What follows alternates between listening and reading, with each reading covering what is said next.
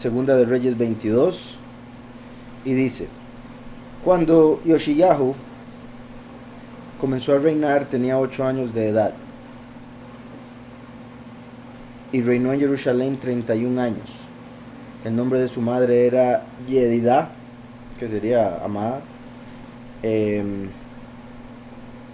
Una vez más vemos que empieza muy joven, 8 años, entonces eso indica que de fijo había alguien gobernando aparte de él, o le daba los consejos a él para que él fuera el que tomara las decisiones.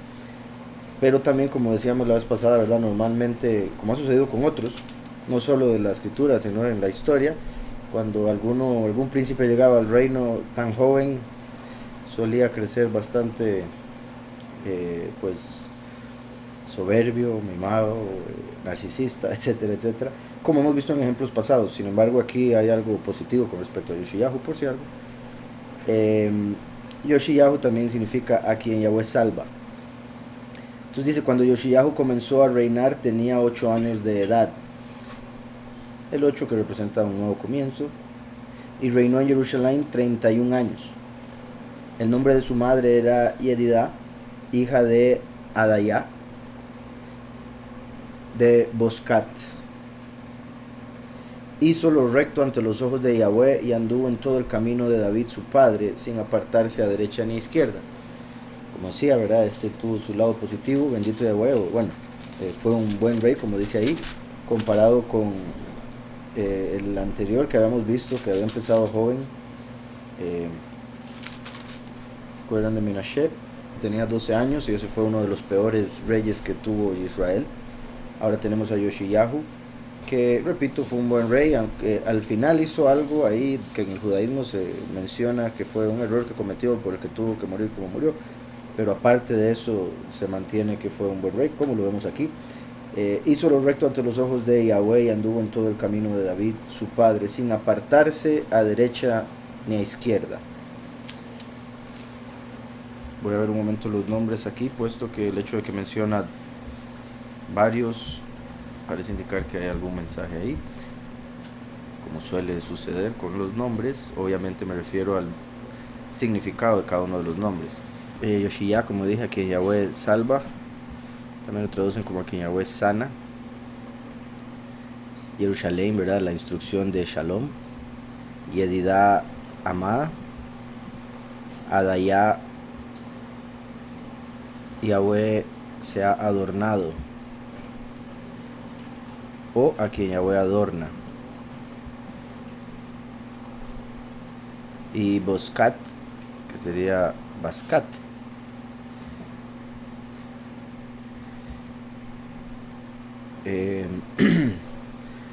tierra rocosa elevada. Entonces, nombre por nombre sería aquel a quien Yahweh alaba, quien da la instrucción de Shalom, es amado, y a quien Yahweh adorna, o con quien Yahweh se adorna a sí mismo, en el lugar elevado de las rocas. Y las rocas o piedras, recuerden que representan a los hijos. En hebreo es una letra de diferencia: Banim, hijos; Abanim, piedras. Por eso Yahushua dijo que Yahweh podía sacar hijos de Abraham de las piedras. Y también porque cada piedra, cada persona de los escogidos representa una piedra del templo de Yahweh, puesto que la congregación escogida es el templo, el cuerpo de Mashiach, siendo cada miembro como una piedra, un hijo. Entonces, el hecho de que Yoshiyahu es un buen ejemplo de rey, quien hizo lo que David mandó, ¿verdad? O caminaba como David caminaba, entonces se conecta claramente con Mashiach, ambos, primero y último. Claramente Yahushua tiene una conexión con Yoshiyahu, ¿verdad? Es muy similar el nombre, al revés, los verbos al menos que se usan. Verbo de salvar, y Yahu, que es el nombre de Yahweh, que viene del verbo Hayá. Entonces, aquel a quien Yahweh salva trae la instrucción de Shalom, para la amada, se podría decir, puesto que Yedidá está hablando de una mujer, entonces pongamos la amada como la congregación.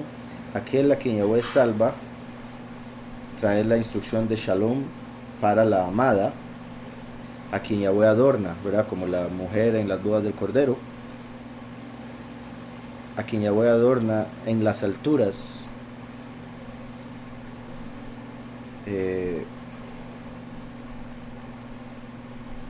Después dice Yahweh, aquel que causa la existencia del amado, David.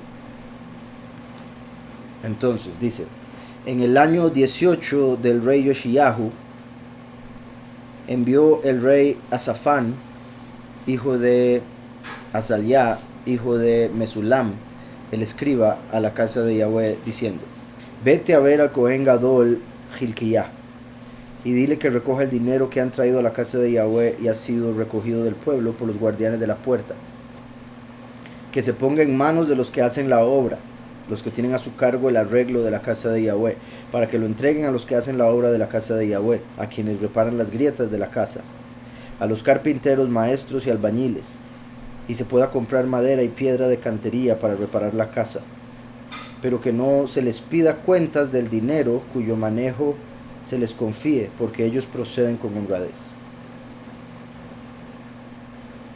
Entonces, interesante que a través de los nombres vimos, ¿verdad?, cómo Yahweh recoge la congregación como si fueran piedras con las que construye el templo, que es el cuerpo de Mashiach, para llevarlo a un lugar elevado, y la adorna como la mujer en las bodas del Cordero. Y lo que viene en la historia es que Yoshiyahu, el rey, mandó a adornar o mejorar el templo, que es el cuerpo de Mashiach, la congregación. Arreglar las grietas. Bueno, todo. Arreglar las grietas, que viene siendo, recuerdan también cuando Juan el Bautista fue enviado antes que Mashiach para nivelar el camino, que eso significaba, si había un hueco, llenarlo, y si había algo elevado, aplanarlo, ¿verdad? Lo que estuviera arriba se bajaba, como los líderes debían humillarse y los humildes iban a ser exaltados, para traer todo un mismo nivel. Cuando Yahushua vino a ser el que pagó por el mundo entero para hacer una entrada, tanto para Yahudim como gentiles, y hacer un solo pueblo, ¿verdad? Elevó a los gentiles, bajó a los Yahudim en el sentido del ego, ¿verdad?, en el que estaban, por el que mataron a Mashiach. No me refiero a que hayan perdido algún nivel ante Yahweh, los que sí son de Yahweh, obviamente. Entonces, interesante que está arreglando las grietas, que es similar a, repito, lo que hizo Yahuanán el Inmersor, Eliyahu, y a lo que tienen que hacer los dos testigos en el fin de los tiempos. O sea, arreglar la doctrina, que tiene grietas, ¿verdad? La doctrina cristiana, la doctrina católica tiene una grieta, 20, 30, 40, dependiendo de la doctrina en la que estemos hablando. Llega un momento donde se salen de la escritura, y eso viene siendo un hueco, por el cual no pueden defender su doctrina, porque donde uno les pregunta, cuando les menciona el hueco de su doctrina, ahí es donde se quedan en cero, porque no pueden defender aquello que dicen creer. Entonces esas grietas que está arreglando viene a representar el arreglar la enseñanza, la doctrina, lo que se le enseña al pueblo, que son como el templo. Por otro lado, aquí hay otros nombres mencionados, entonces voy a verlos rápidamente. Safán, Azaliah y Meshulam.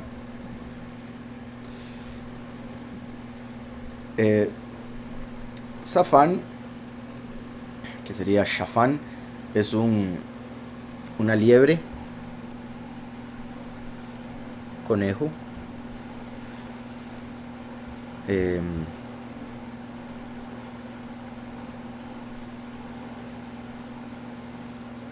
También lo traducen como un cuadrúpedo que rumía como la liebre. La liebre no tiene la pezuña partida, no tiene pezuña, pero sí rumía con la comida. La forma en que rumía con la comida es diferente a como hacen las vacas y otros similares, que tragan, vuelve a subir, lo vuelven a masticar, lo vuelven a tragar. Entonces cada vez va a un estómago diferente, o a un compartimiento diferente del estómago, que son 4, representando los 4 niveles de creación. En el caso de los conejos, comen, botan y se lo vuelven a comer, lo vuelven a botar y se lo vuelven a comer. claramente, a pesar de rumiar con la comida, no son apartados, no son puros, según la letra, claro está, porque no tienen pezuña partida, y es porque los conejos en sí representan a los fornicarios o adúlteros que andan haciendo sus madrigueras en muchas casas, muchos lugares. Después viene Azalyahu, que significa Yahweh reservado o apartado, a quien Yahweh reserva. Meshulam, que es amigo. ¿Qué Meshulam? Amigo. Entonces ahora con los nombres aquí sería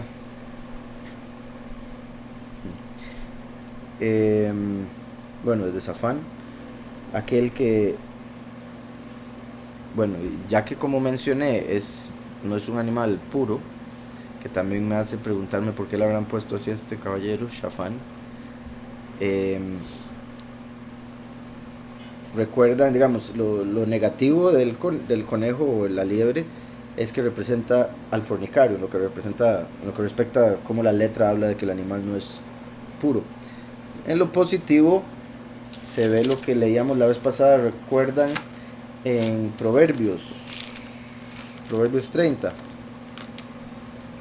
que decía que a pesar de no ser un pueblo fuerte, hacen su casa en la roca.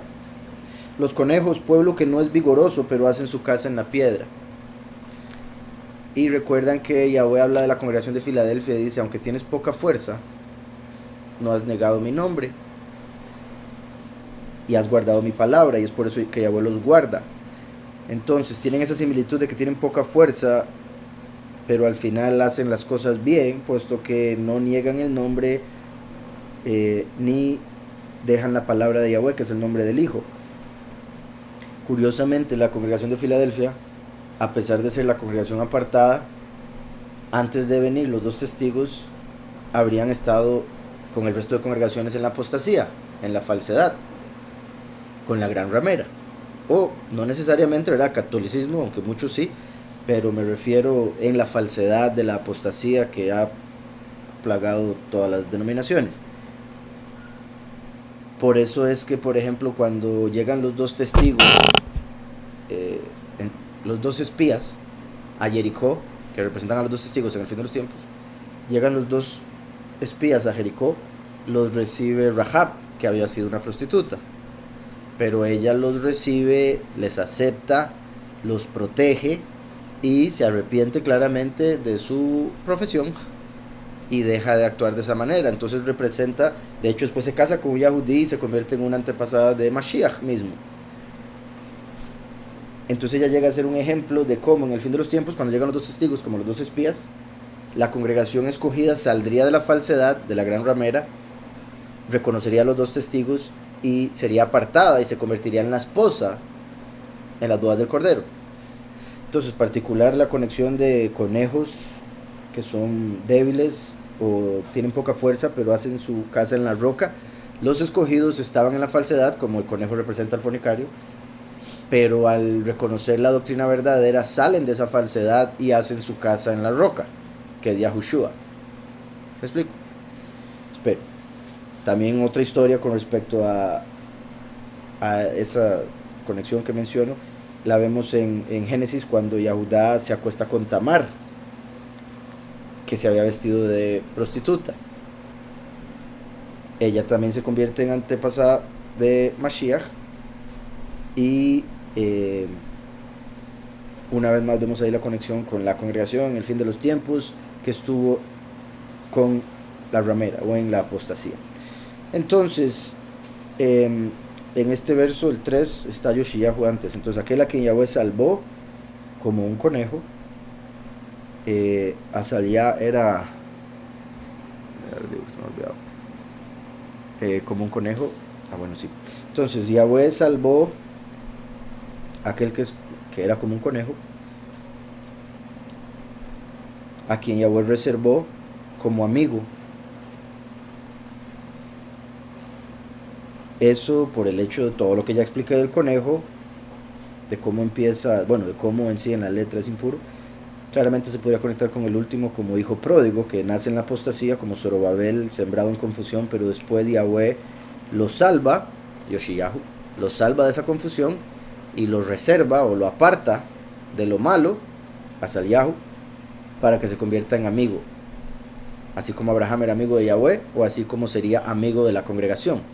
Yahushua, recuerden que dijo que Él nos vino a ser amigos, y por eso nos decía las cosas, bueno, le habló a los discípulos y les dijo todo lo necesario, porque el esclavo no se le dicen las cosas, nada más se le dice haga y punto. Al amigo se le explica el por qué se necesita hacer X cosa. Entonces Yahushua, al venir después de haberse dado la Torah, cuando la gente se volvió esclava de la ley, la cual por el pecado estaban esclavizados al enemigo, tristemente, llega Yahushua para liberarlos de la esclavitud, como el cordero que fue sacrificado en Egipto para liberar al pueblo de la esclavitud. Viene Yahushua y nos libera de la esclavitud al error, a la falsedad, a la letra, y nos hace amigos, puesto que nos revela cómo es que se cumple la Torah, cosa que no se le reveló a los esclavos, y por eso lo hacían mal. Espero esté entendido eso. Entonces, ya para seguir, nada más voy a ver una vez más los nombres desde el primero, puesto que ahí solo fueron 3. Aquel a quien Yahweh salva es quien trae la instrucción de Shalom para la amada, a quien Yahweh adorna y lleva a un lugar elevado, como una montaña, el reino de Yahweh, rocosa, como los escogidos que son como piedras. Aquel que causa la existencia del amado, a quien Yahweh salva, quien vendría como una liebre, a quien Yahweh aparta, ¿verdad? Purifica o reserva como amigo, aquel que causa la existencia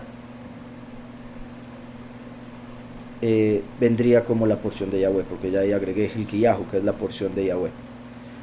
Entonces, aquel a quien Yahweh reserva como amigo para que sea la porción de Yahweh. Asaliyahu, Mesulam, Hilkiyahu. Entonces vemos aquí que todos los nombres hacen alusión al que vendría en el fin para recoger la congregación, adornarla de la verdad, para entregársela a Mashiach en las bodas del Cordero, en las alturas, cuando sean cosechados. Aquel a quien Yahweh salvó del error cuando era como un conejo, estaba en la falsedad, como la apostasía, pero Yahweh lo saca, lo reserva como un amigo, como Abraham, padre de las naciones, padre de multitudes, como el último es padre de los escogidos, y lo vuelve la porción de Yahweh. Antes de continuar, también es particular eso de la porción de Yahweh, porque vemos en Isaías, en Apocalipsis, vemos 2 partes donde la escritura utiliza el término su Mesías, porque los reinos en Apocalipsis llegaron a ser del poderoso y su Mesías. Entonces, claramente lo más simple para entender eso es de Yahweh y Yahushua, por supuesto, pero lo particular es que utiliza la palabra su a la par de Mesías. Yahushua es el Mesías, punto. Y vino al mundo para salvar a la humanidad. El último viene con una misión un poco diferente. Recuerdan, como he dicho, Yahushua vino por las almas, el último por la tierra o por el espacio. Yahushua vino por el tiempo, darnos vida eterna, el último por el espacio, o sea, el lugar donde va a habitar esa vida eterna, la humanidad, que pase. Yahushua vino en parte por la humanidad, el último en parte por los malajim. Entonces cada misión trae algo diferente. Digo todo eso porque en Isaías también vemos una parte donde Yahweh está hablando del último y lo llama su Mesías, como si hubiese un Mesías para la humanidad y un Mesías para el cielo, o un Mesías que la humanidad necesita y un Mesías que Yahweh manda con otra misión, por lo cual se podría decir su Mesías. Ahora, obviamente Yahweh no necesita salvación. Mi punto es que, bueno, para ir cerrando con ese punto, cuando Yahushua vino, recuerdan que Tomás al revisarlo dijo, poderoso mío, Recuerden que Él es llamado Immanuel, el poderoso con nosotros. Y recuerden que el último viene como el mensajero de Yahushua. Mesías significa ungido. Su Mesías podría ser su ungido, o es su ungido. El último viene como mensajero de Mashiach, a quien Él unge para que haga su misión. Entonces, al decir el poderoso y su Mesías, también se puede interpretar como Yahushua y el último, primero y último. Eso lo explico todavía más a fondo, más detalle en el libro. De hecho, es particular que Mashiach, ¿se acuerdan? Tiene el mismo valor numérico que Nahash, serpiente, porque al Mashiach morir mata a la serpiente. Meshijo, su Mesías, tiene el mismo valor numérico que Satán, curiosamente. Es como que uno viene a matar a uno y el otro al otro. Estamos. Entonces digo todo eso por el hecho de que dice aquí la porción de Yahweh, como si fuera su Mesías, uno que Yahweh manda para dar honor a su nombre y el nombre del Hijo, ¿verdad? Yahushua vino a dar honor al Padre. Ahora Yahushua asciende y envía a su mensajero ungido para que le dé honor a él. Entonces, por muchas razones, poderoso y su Mesías se puede entender como Yahweh Yahushua o como primero y último. Entonces, vuelvo, repito, en el año 18 del rey Yoshiyahu, envió el rey a Shafán, hijo de Azalyahu, hijo de Meshulam, el escriba, a la casa de Yahweh, diciendo: vete a ver al Cohen Gadol, Hilkiyahu, y dile que recoja el dinero que ha traído a la casa de Yahweh y ha sido recogido del pueblo por los guardianes de la puerta, que se ponga en manos de los que hacen la obra, los que tienen a su cargo el arreglo de la casa de Yahweh, para que lo entreguen a los que hacen la obra de la casa de Yahweh, a quienes reparan las grietas de la casa, a los carpinteros, maestros y albañiles, y se pueda comprar madera y piedra de cantería para reparar la casa. Madera y piedra. Obviamente, ¿verdad? Yahushua fue colgado de un madero y los escogidos son como árboles. Yahushua es la piedra angular y los escogidos son como piedras del templo. Madera y piedra. De cantería para reparar la casa, pero que no se les pida cuentas del dinero cuyo manejo se les confíe, porque ellos proceden con honradez. Qué lindo poder decir eso, ¿verdad? No les pida cuentas. Hoy en día sería, pídale cuentas a todos, a las... obviamente esperaríamos que hoy fuese igual con los de la congregación, espero, pero sí. Y digo eso, ¿verdad? Principalmente por lo mismo que decía ahora de donde venimos, tristemente, de la apostasía, ¿verdad? De todas esas falsas doctrinas y religiones, bueno, iglesias, donde todo es plata, plata, plata, plata. Y que ahí de fijo piden cuentas y por algo lo hacen. Entonces el Cohen Gadol Hilkiyahu dijo al escriba Safán: he hallado el libro de la Torá en la casa de Yahweh. Vean qué bendición esto y qué sorprendente. Porque eso quiere decir que no tenían la Torá antes de eso. Mandan a arreglar el templo y se encuentran con una Torá. Esto también debería hacernos entender la bendición que tenemos hoy en día. Bueno, es una por otra. Porque hoy en día tenemos la bendición de tener varias escrituras. Poder conseguir una escritura muy fácilmente, a veces regalada o un precio muy bajo, pero en ese tiempo era muy difícil por muchas razones, entre esas las mismas leyes que se ponían entre ellos, y por eso era muy difícil y muy costoso en términos de valor el tener una Torá o los libros de los profetas o demás escritos. La Torá, ¿verdad? Son solo los primeros 5 libros, por si algo. Hoy tenemos todos y unos cuantos más, bendito Yahweh, y se pueden conseguir fácilmente. Lo malo son las traducciones erradas, ¿verdad? Que un montón de traducciones malas, y por eso uno tiene que investigar un poco más para saber cómo leerlas, qué invocar, qué no invocar y demás.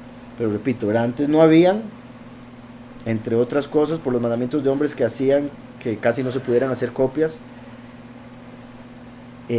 Obviamente por lo apartada que es la escritura, no dudo, o sea, sin duda hay que hacerla de la mejor manera, pero se lo llevaban un poco al extremo los fariseos. Y el otro extremo, ¿verdad? En el fin de los tiempos es que podemos tener una escritura muy fácilmente o varias de diferentes traducciones, pero tristemente con errores de traducción, por lo que hay que investigar un poco más a fondo para no enredarse o desviarse de una doctrina errada. Entonces aquí vemos que sorprendentemente antes de esto no había Torá en el pueblo. Entonces el Cohen Gadol, Hilkiyahu, dijo al escriba Safán, y curiosamente al escriba, ¿verdad? Porque si es un escriba es el que debería estar escribiendo la Torá. Lo bueno es que ahora encontraron una Torá, entonces ahora él puede copiarla. Safán. Entonces el Cohen Gadol Hilkiyahu dijo al escriba Safán: he hallado el libro de la Torá en la casa de Yahweh. Aquí hay un comentario que dice: un número considerable de intérpretes sostiene que se trata de Deuteronomio, no como lo conocemos actualmente, sino en forma abreviada. Yoshiyahu se inspiró en la sección legislativa de Deuteronomio para llevar a cabo su reforma religiosa, que es lo que viene a continuación. Entonces habría que ver por qué tienen esa opinión, no solo que sea Deuteronomio, sino que sea un resumen, puesto que ahí dice la Torá en la casa de Yahweh. Y Hilkiyahu entregó el libro a Safán, quien lo leyó. Luego el escriba Safán se presentó ante el rey y le rindió cuentas, diciendo: tus siervos han recogido el dinero que se halló en el templo y se lo han entregado a los que hacen la obra, los que tienen a su cargo el arreglo de la casa de Yahweh. Lo que viene a continuación es bastante interesante, entonces también quiero decir algo más. Vean qué particular, como dije, con los nombres Yahweh nos da a entender de la venida del último para adornar a la congregación y entregarla a Mashiach en las bodas del Cordero. Y después se nos menciona que están arreglando el templo, que representa a los escogidos, arreglando las grietas, que representan las falsas doctrinas, errores doctrinales. ¿Y qué se encuentran? La Torá, que es lo que necesitamos para solucionar cualquier error doctrinal. Entonces vean cómo va una tras otra. Se encuentra en la Torá, que es lo que les va a ayudar a arreglar las grietas espirituales. Asimismo, el escriba Safán declaró al rey: el Cohen Hilkiyahu me ha dado un libro. Y Safán lo leyó delante del rey.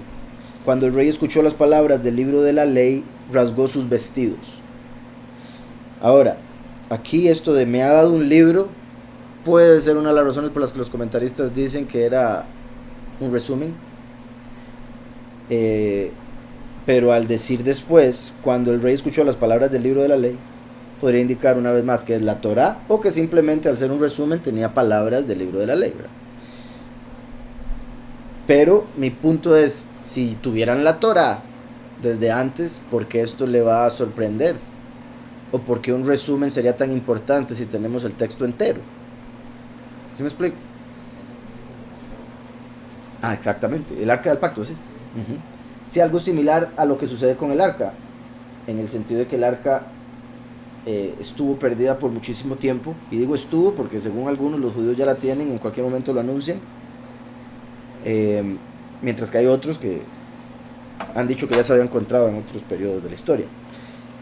En todo caso, recuerden, el arca se perdió cuando Babilonia entró a Jerusalén y Yirmiyahu la escondió. Y curiosamente es el arca del pacto, donde iban las tablas de los 10 mandamientos, que representan todos los mandamientos de la Torá, o resumen todos los mandamientos de la Torá.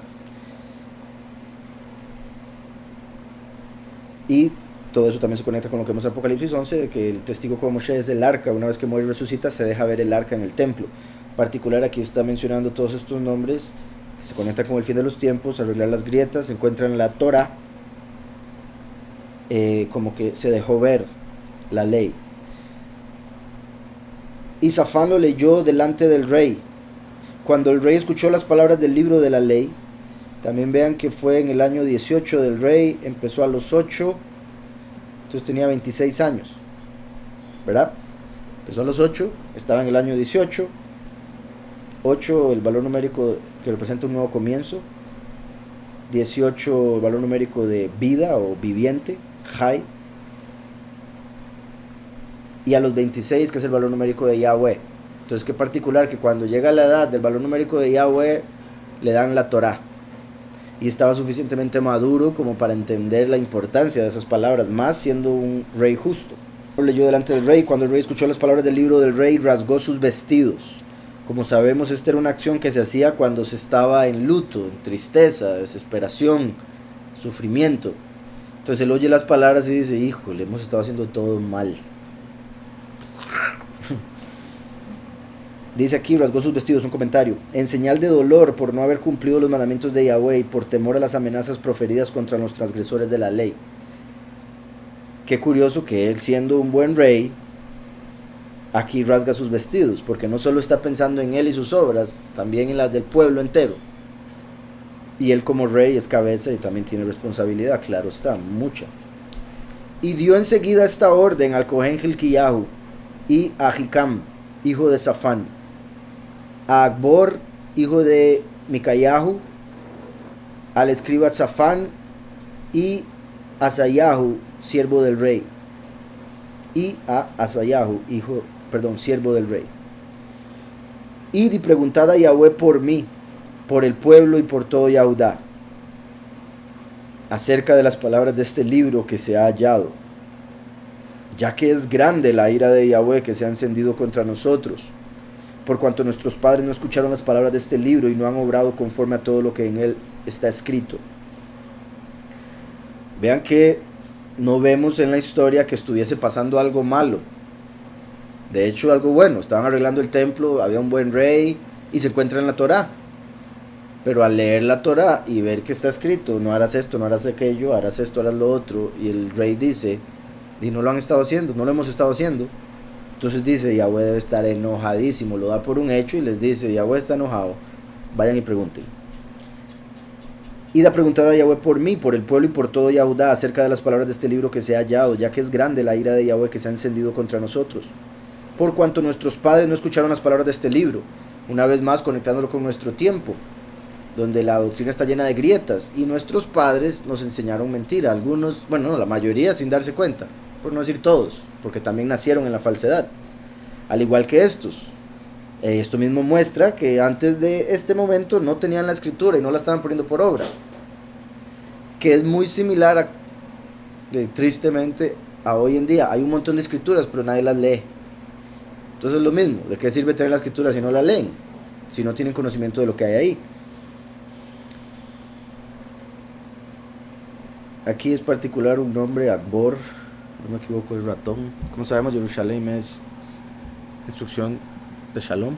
Entonces Hilkiah, aquel que es la porción de Yahweh, Ahikam,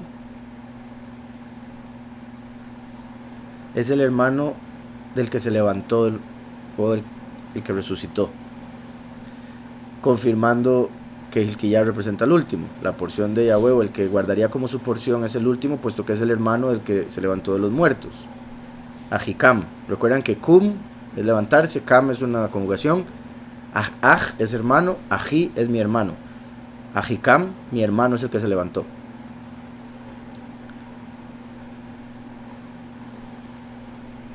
Por si algo, también, como siempre he dicho con Kum, que representa la profecía de Yosef, el descendiente de Yosef que se levantaría, y Yahushua podría decir ser el hermano del que se levanta en el fin, ¿verdad? Por si algo. Entonces la porción de Yahweh es el hermano del que se levantó. Después viene Akbor, que es un ratón, que ese sí es particular que esté ahí. Me gustaría, algo que no voy a hacer, pero me gustaría como agarrar ese nombre y separar las letras para ver qué más se puede sacar de ahí, por el hecho de que el ratón, ¿verdad?, no parece tener mucho sentido, aunque voy a ver aquí nuevamente. La porción de Yahweh es aquel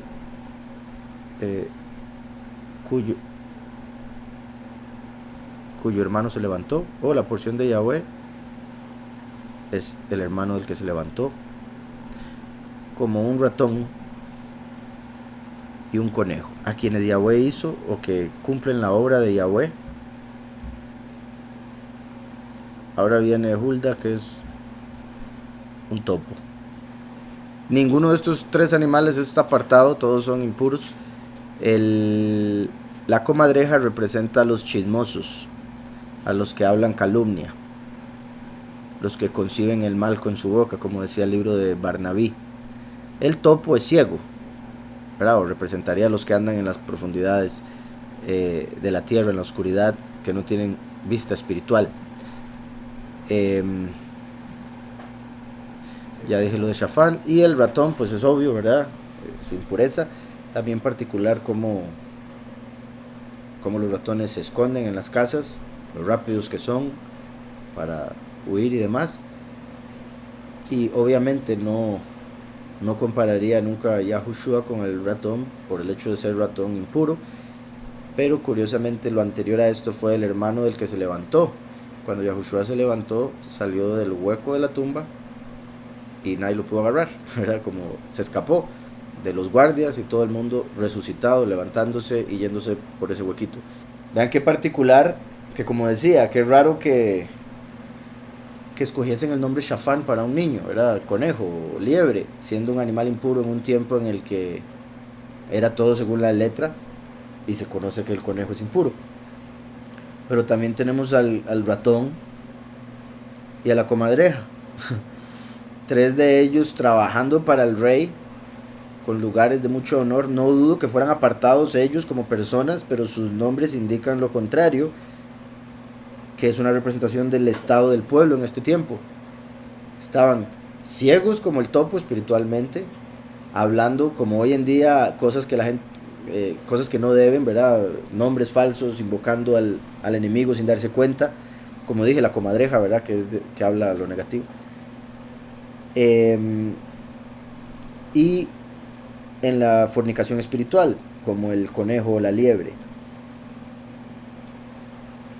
El ratón, ¿verdad? Conectado con la suciedad, así como estaban espiritualmente sucios. Arriba donde decía, y dio enseguida esta orden al Cohen Hilkiyahu, esos nombres ahí entonces serían: aquel que es la porción de Yahweh es el hermano del que se levantó, que es como una liebre y un ratón. Aquel que es como Yahweh. Qué curioso, ¿verdad? Micayahu es el que viene después de eso. Micayahu como Micael, que es el último, que vendría al mundo como hijo pródigo, al parecer, ¿verdad? Como vemos aquí, como conejo y como ratón. El último viene como ladrón en la noche, una vez más, que me parece una característica similar al ratón, de cómo anda escondido, por donde se mete, los huecos que hace y todo eso. La porción de Yahweh es el hermano de aquel que se levantó, que es como un conejo o un ratón, quien es como Yahweh. La liebre, a quien Yahweh hizo, o la liebre que cumple la obra de Yahweh. Entonces decía el verso 13: id y preguntad a Yahweh por mí, por el pueblo y por todo Yahudá acerca de las palabras de este libro que se ha hallado, ya que es grande la ira de Yahweh que se ha encendido contra nosotros, por cuanto nuestros padres no escucharon las palabras de este libro y no han obrado conforme a todo lo que en él está escrito. Entonces el Cohen Hilkiyahu, Ahikam, Akbor, Safán y Asayahu fueron a ver a la profetisa Hulda. Verso 14. A la profetisa Hulda, el nombre, mujer de Shalum, hijo de Tikvah, hijo de Jarjas, encargado del vestuario, la cual vivía en Jerusalén, en el barrio nuevo de la ciudad, y hablaron con ella. Me parece interesante este verso por varias razones. Ya voy a tener que seguir viendo los nombres porque faltaron unos por decir, pero por un lado, ¿verdad? Importante que pocas veces aparece la palabra profetiza en la escritura. Y aquí vemos una en la cual aparece de manera positiva, mostrando que habían mujeres profetas. De hecho, ¿verdad? Como ya sabemos, Sara era profeta, Débora, y hay otras.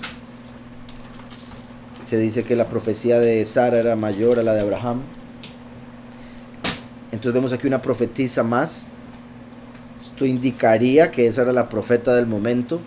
Normalmente había un profeta que estaba por encima de los demás, principalmente el profeta que decía la verdad, ¿verdad? El profeta que decía lo que Yahweh le decía, puesto que profetas falsos de Baal habían muchos siempre.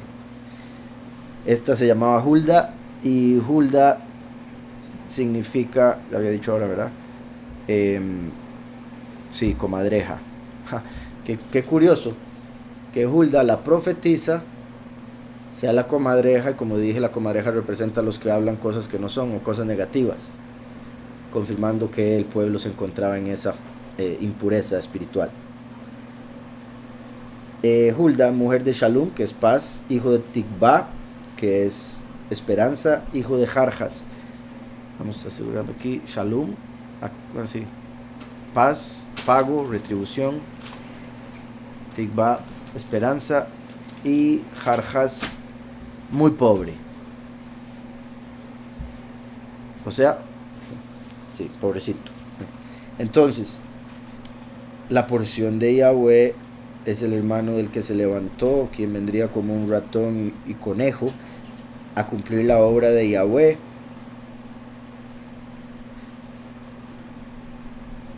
A cumplir la obra de Yahweh. Podría decir como una comadreja, pero la comadreja habla lo negativo. Ahora, eso se habla calumnia, chisme. Obviamente el último no viene a hacer eso. Pero sí viene a hablar lo malo del sistema, lo malo de la doctrina. O se podría decir, viene a hablar en contra de la comadreja, la gran ramera. Y traer shalom, traer paz y retribución. Además de esperanza para los pobres. Viene a traer esperanza para los pobres. Recuerden lo que dijo Yahushua, que el reino de Yahweh le pertenece a los pobres de espíritu. Entonces interesante ahí todo lo que se dice con esos nombres, incluso teniendo esos 3 animales ahí. Me parece interesante que 3 de los nombres en un solo verso sean con animales impuros. Entonces, el Cohen Hilkiyahu, Ahikam, Akbor, Safán y Asayahu fueron a ver a la profetisa Hulda, mujer de Shalom, hijo de Tikba, hijo de Jarjas, encargado del vestuario.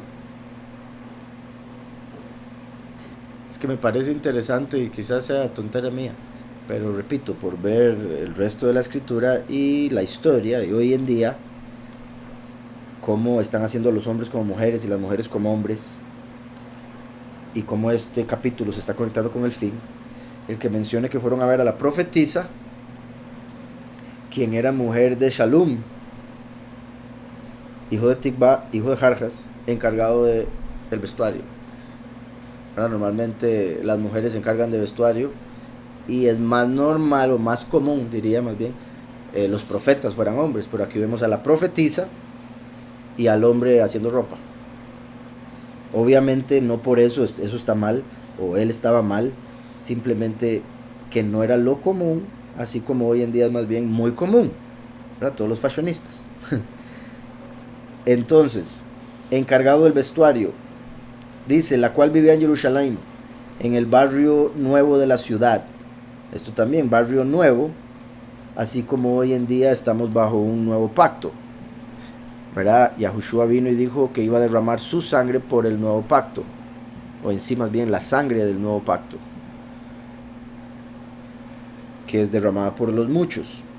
Quiero ver este verso, el barrio nuevo de la ciudad, en hebreo. Aquí está, el que guardaba el vestuario. Aquí dice el que guardaba el vestuario. Encargado, ¿verdad? Dice ahí, ok. Sí, entonces no necesariamente era el que lo hacía, sino el que lo protegía o lo cuidaba. Y ella habitaba en Jerusalén, Bamishne. Tal vez por eso pusieron colegio ahí.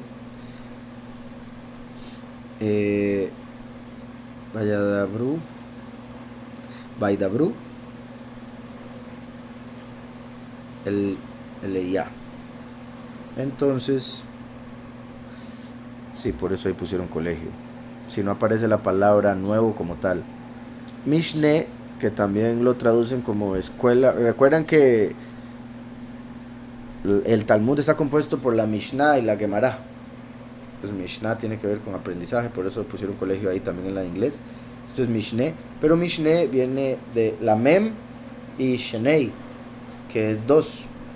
Entonces por eso pusieron doble o segunda parte.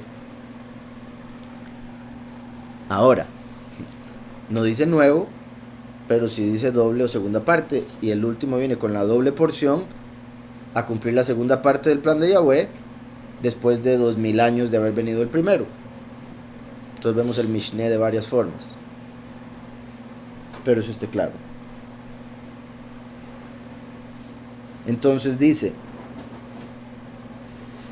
y hablaron con ella. Aquí un comentario dice, para preguntar a Yahweh. Dice, no se recurrió a un profeta, sino a una profetisa, quizá porque ella vivía en las cercanías del templo. En la escritura se mencionan otras profetisas. Miriam, ¿verdad? La hermana de Moshe. Débora, que mencioné ahora, la jueza. Y Aná. También mencioné a Sara. Ana la mencionan acá también. De Lucas 2:36. Entonces, aquí ponen, quizá porque ella vivía en las cercanías del templo. A mí me parecería que quizá porque era una buena profetisa. Punto. Entonces, ella les dijo, así ha dicho Yahweh, el poderoso de Israel, decid al hombre que os ha enviado a mí. Así dijo Yahweh, voy a traer sobre este lugar y sobre sus habitantes todo el mal que habla este libro que ha leído el rey de Yahudá. ¿Verdad? Eso era por lo que se rasgó las ropas y aquí vienen a confirmárselo. ¿Perdón? Pero también nuevamente se conecta con nuestro tiempo, puesto que Yahweh está por cumplir todo lo que él dijo que iba a cumplir, todo lo que falta por cumplirse. Y tristemente mucho de eso es mal para la humanidad, por sus pecados, por no cumplir la Torah, por no ponerla por obra. Lorena, ¿quiénes vendrían a reparar el templo? Me imagino que se refiere al templo espiritual. ¿Verdad? No al templo de piedra ahí en Jerusalén. Y como dije, principalmente los dos testigos. Pero recuerden que con el último Yahweh manda a 7 pastores que aparecen en Miqueas 5:5. Y en cierta manera se podrían conectar con lo que estamos viendo aquí, como el rey, el último, mandando a los 7 pastores para que a través de su enseñanza arreglen las grietas. Dice, según lo que entiendo en hebreo, en el verso 10 que le dio libro, no dice un libro, aunque sí se podría leer así, puede que sea solo un libro de la Torah, no un resumen. Ok, voy a ir a ver ese verso 10. Y dijo Safán el escriba al rey diciendo, bueno, y declaró Safán el escriba al rey diciendo, libro me dieron a mí, Sefer Natan li Hilkiah, libro me dio a mí Hilkiah, el Cohen, y lo leyó Safán ante el rostro del rey. Sí, entonces dice un libro. ¿Dónde era que había dicho el libro de la Torah? El 8. Dice aquí Sefer HaTorah, libro de la Torah. Ahora, es que bueno, depende porque, digamos, por ejemplo, a esto se le llama un libro, pero son un montón de libros a los que están aquí adentro. Entonces, de cierta manera, casi que quedamos en lo mismo, puesto que al decir Sefer HaTorah, puede ser libro de la Torah, que podría referirse a uno de los 5, que en ese caso sería Deuteronomio, con lo que estamos hablando, o se puede referir a un libro de la Torah entera, ¿verdad? Como decía, así verá, los 5 libros ahí adentro. Ya en el 10 nada más dice libro, Sefer, que viene siendo libro o pergamino, y en un pergamino, dependiendo cuán largo, cabe toda la Torah, entonces casi que quedamos igual. Pero sí es esa posibilidad, y quizá por eso estaba ese comentario que vimos. El libro del pacto que se encontró es la ley de Moshe. Sí, como dije, dice libro de la Torah. Ahora, al decir libro de la Torah, uno puede entender ambos, la Torah entera, o puede entender uno de los 5 libros que están en la Torah. Entonces pudo haber sido la Torah, los primeros 5 libros escritos por Moshe, o Deuteronomio, que es un resumen de los primeros 4, ya que al dividirlos, cada uno de ellos se puede llamar Sefer o pergamino por sí mismo. En todo caso, sí, lo que encontraron fue lo escrito por Moshe. Dice, entonces esos animalitos representan el poder del Padre que transforma lo malo en algo para su honra. Pues se puede ver así, en el sentido de cómo Yahweh tiene el poder de transformar hasta el hombre más pecador en el hombre más apartado, si es obviamente si hay arrepentimiento y está dentro de la voluntad de Yahweh, ya que debemos volver a nacer. Entonces quizá alguno como ratón vuelve a nacer como oveja, ¿verdad? Y por eso esa representación de esos tres animales impuros en un tiempo en el que el pueblo estaba en impureza por no seguir la Torá. La rapidez que hablas me recuerdas a Romanos 9, 27 y 28. A ver esto rápidamente.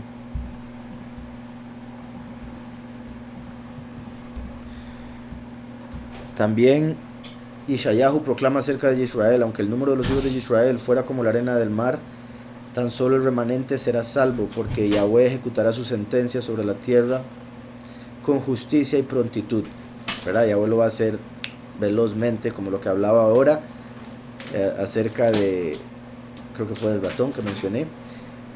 Y curioso, ya que estamos en lo de velocidad y prontitud, rapidez, recuerdan que el último es Boaz, de los dos pilares, Yaquín y Boaz. Yaquín es Yahushua, que significa él estableció. Boaz significa rápidamente o con fuerza, ¿verdad? Pero velozmente es como la interpretación o la traducción directa, y es porque el último viene a cumplir la voluntad de Yahweh con prontitud. Además de que es representado por Mercurio, el mensajero de los Elohim. En este caso el último es el mensajero de Yahushua. Mercurio es el dios de los ladrones, el último viene como ladrón en la noche. Mercurio es el dios de los pastores, el último viene como el buen pastor, y etcétera. Hay varios ejemplos de cómo se conectan. Y Mercurio, recuerden que es el de los supuestos dioses, como los llaman, es el más veloz, es el más rápido, ya que Mercurio en el cielo es el que se mueve más entre los planetas. Quién sabe si Shafan leyó Deuteronomio 28. De hecho, en ese estaba pensando, en ese capítulo, puesto que sí, apenas para rasgarse las ropas, y es ahí donde se revela, ¿verdad?, el castigo que vendría por la rebelión. Por cuanto, así dijo Yahweh: voy a traer sobre este lugar y sobre sus habitantes todo el mal de que habla este libro que ha leído el rey de Yahudá, por cuanto me abandonaron a mí y quemaron incienso a Elohim ajenos, provocando mi ira con toda la obra de sus manos. Vean la razón que da: por cuanto me abandonaron a mí, ¿verdad?, dejaron a Yahweh, y quemaron incienso a Elohim ajenos. Recuerden que el incienso representa oración y las obras de los justos. Oración, porque así como cuando uno ora asciende la oración al Padre, así como el incienso que uno quema asciende el humo como olor grato. Entonces el orar bien, obviamente, y al verdadero, es algo que le agrada a Yahweh, así como a uno le agrada oler algo que huele bien. Entonces el incienso representa las oraciones, y aquí está diciendo: le quemaron incienso a los ajenos. Y vean qué particular, ¿verdad? Porque también uno podría decir, usando, digamos, mucho lógica, razonamiento, al verlo por la letra, y quemar incienso, ¿qué? No quema incienso ya, es una cosa que se está quemando ya. O sea, uno pensaría qué importancia tiene. Obviamente el dedicárselo a un falso Elohim sería lo malo, por supuesto, pero mi punto es que el quemar una planta que huele bien no se compara nada espiritualmente con el hecho de orar al Todopoderoso o al falso, que era lo que estaban haciendo ahí. Mi punto es que aunque Yahweh está utilizando la palabra que quemaban incienso, el problema era que estaban invocando a otros Elohim. Y es lo mismo que sucede hoy en día: cuando le oran a otro, le están quemando incienso a otro, aunque no quemen incienso.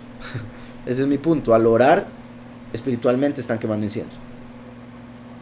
Además de las obras que también son del incienso, y por ende el hacer obras que no manda Yahweh sino que manda a otro sería como quemar incienso para otro.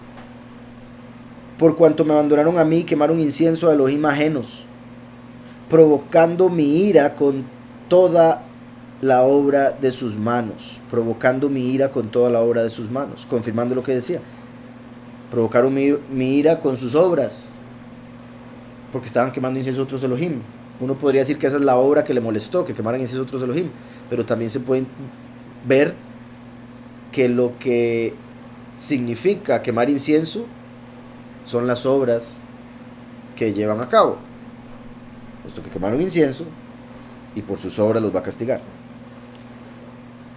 Provocando mi ira con toda la obra de sus manos. Mi ira se ha encendido contra este lugar y no se apagará. Vean que menciona la ira como un fuego. El último viene como fuego consumidor, cuando se va a cumplir esto ya en mayor esplendor. Mi ira se ha encendido. Yahushua vino a traer la misericordia, el último viene a traer la ira. Como fuego consumidor, vuelvo y repito, mi ira se ha encendido contra este lugar y no se apagará, puesto que una vez que viene el último, se va a encender el lago de fuego y no se va a apagar. Y esa va a ser la representación de su ira, que no se apagará nunca, estando ahí los impíos eternamente. ¿Verdad? El fuego no se va a apagar nunca. Yahweh sí dijo que él se va a dejar de enojar después de eso, pero se va a dejar de enojar contra nosotros. Ellos van a estar metidos en la ira, si vemos la ira como el fuego.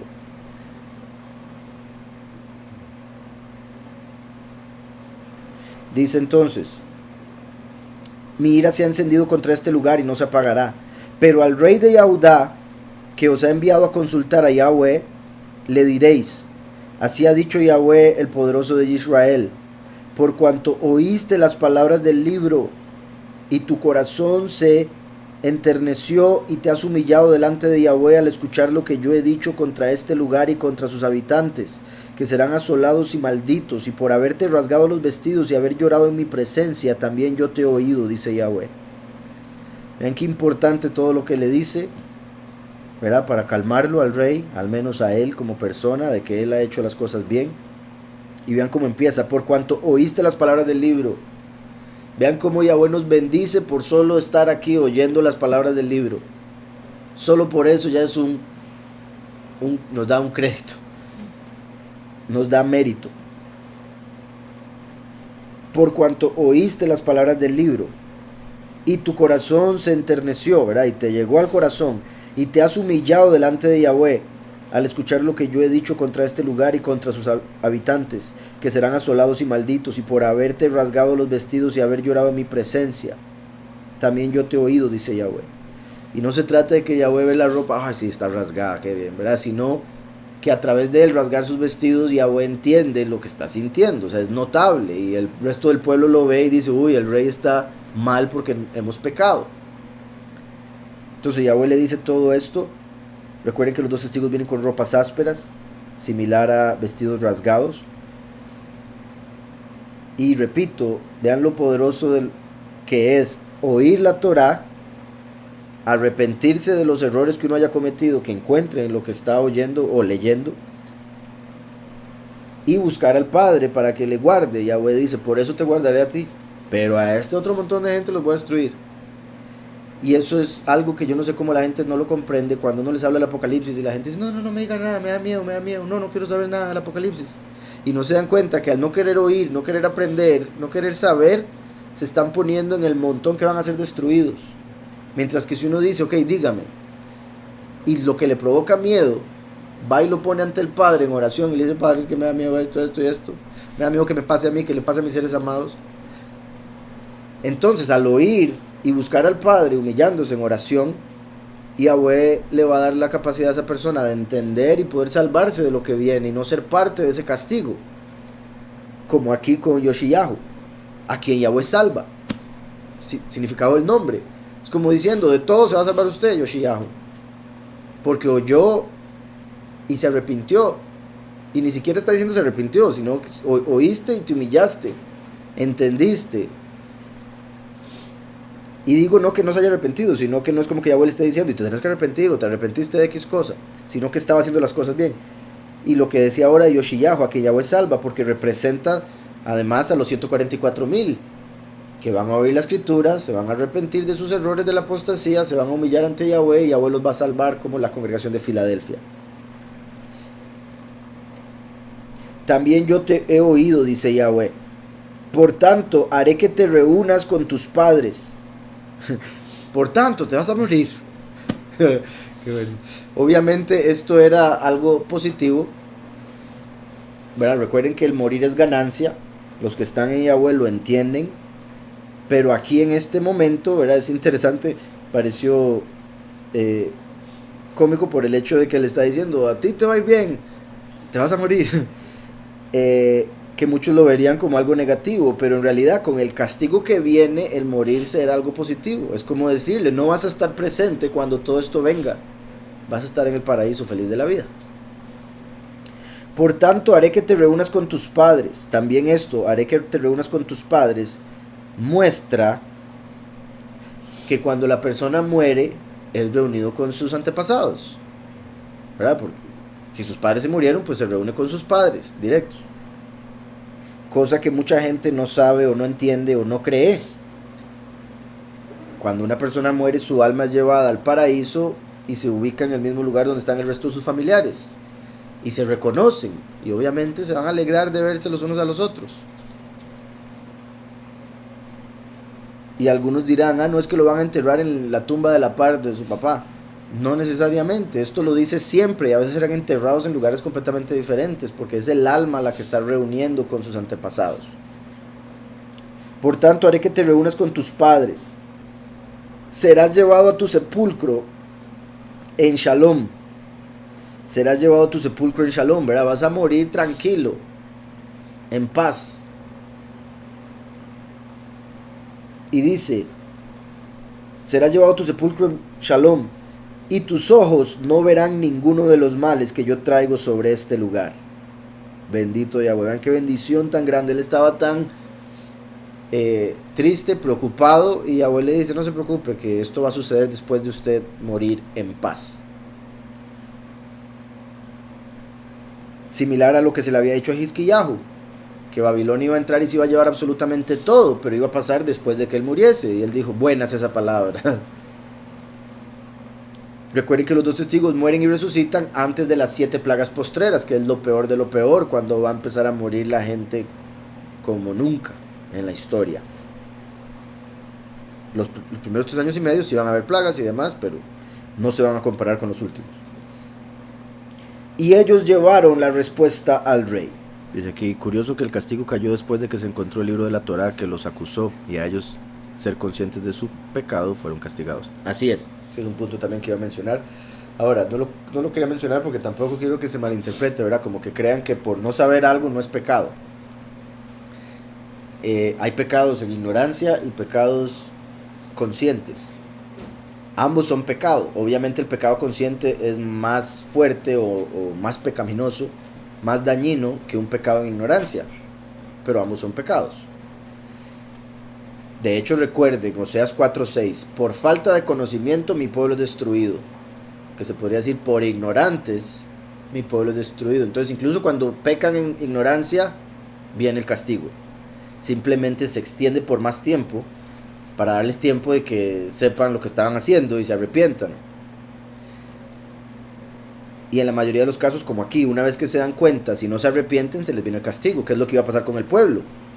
Vemos que él se dio cuenta y se arrepintió, y Yahweh le dijo, tranquilo, no te va a pasar nada. Pero sí, vean cómo llevaban rato pecando, pero es cuando se encuentra la Torá, que es la que los acusa, y esa acusación se dice abiertamente, audiblemente, que ahora sí va a venir el castigo.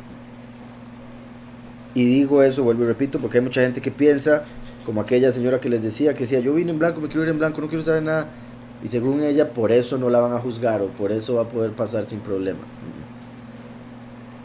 Más si se le estuvo diciendo tanto. Y una de las razones por las que mucha gente le tiene miedo al conocimiento, lo curioso es que como no tienen conocimiento, no saben esto, entonces lo hacen por puro instinto. Es que la escritura dice que el que tiene mucho conocimiento también añade sufrimiento. Entonces hay mucha gente que no quiere saber nada para no sufrir, ¿verdad? Como por ejemplo el sufrimiento que uno puede sentir por saber que algunos familiares van a pasar por dolor, que van a ser castigados, que no hacen caso, etcétera. También sufrimiento que produce el darse cuenta que uno ha pecado, que uno ha fallado, que uno merece castigo, etcétera. Por eso la escritura también habla varias ocasiones de cuando se le daba, digamos, a Hizkiyahu, perdón, a Yehezkel, el profeta de Ezequiel, el pergamino, que era dulce en la boca, amargo en el vientre, como Yahuhanan en Apocalipsis 10. Era dulce en la boca porque es dulce darse cuenta de lo que el Padre dice, pero es amargo al vientre porque es feo entender todo lo que uno ha hecho mal. ¿Será que se habla de personas justas porque hay casos en que los padres son impíos o viceversa? ¿O no habría división o se podría reunir en esta dimensión? No, obviamente está hablando de personas justas, sí, es a los justos a los que reúne con sus familiares. Y por supuesto, si hay algún familiar que hizo todo mal, ese familiar no estaría incluido, estaría del otro lado. Lo más seguro lo va a poder ver de lejos, pero por si algo también, no habría un sufrimiento puesto que de alguna manera se entendería completamente que todo está perfecto y que esa persona merece estar ahí, etcétera. Ahora, sí quiero dejar claro algo que el padre me ha estado poniendo mucho últimamente, o sea, de varias cosas que hemos leído, cosas que he visto, algo que también he dicho varias veces, así como las maldiciones generacionales se van pasando, las bendiciones también. Las maldiciones llegan hasta la cuarta generación, las bendiciones miles de generaciones. Así de bueno es Yahweh que corta las maldiciones, las bendiciones las continúa. Como Yahweh está por encima del tiempo, entonces Él puede o Él mantiene esa bendición no solo para los que vienen, sino para los que han pasado. En nuestra perspectiva, uno piensa que las maldiciones, ¿verdad?, nos las pasan los antepasados, así como las bendiciones, y que nosotros no podemos hacer nada por nuestros antepasados. Y eso es un error, puesto que, repito, como Yahweh está por encima del tiempo, si nosotros hacemos algo bueno en esta vida, eso bueno que hacemos va a producir bendición para nuestros antepasados, a través de los cuales nosotros vinimos. Por decirlo así, como Yahweh ve que hicimos algo bueno aquí, entonces Él dice, ok, voy a bendecir a este otro que no estuvo tan bueno, pero como ya lo usé para traer a este, le voy a dar bendición. Entonces, hay mucha gente que va a terminar del lado positivo y que va a recibir bendición por lo que van a ser los últimos, los pocos. Pero obviamente Yahweh es justo, y Yahweh sabrá si habrá alguno de nuestros antepasados que no merezca eso. Por más bien que hayamos hecho, si alguno de nuestros antepasados hizo un mal mayor, va a tener que ser castigado. Y nosotros en ese nivel vamos a entenderlo completamente, ¿verdad? No nos vamos a poner, ay padre, ¿por qué está ahí mi tatarabuelo?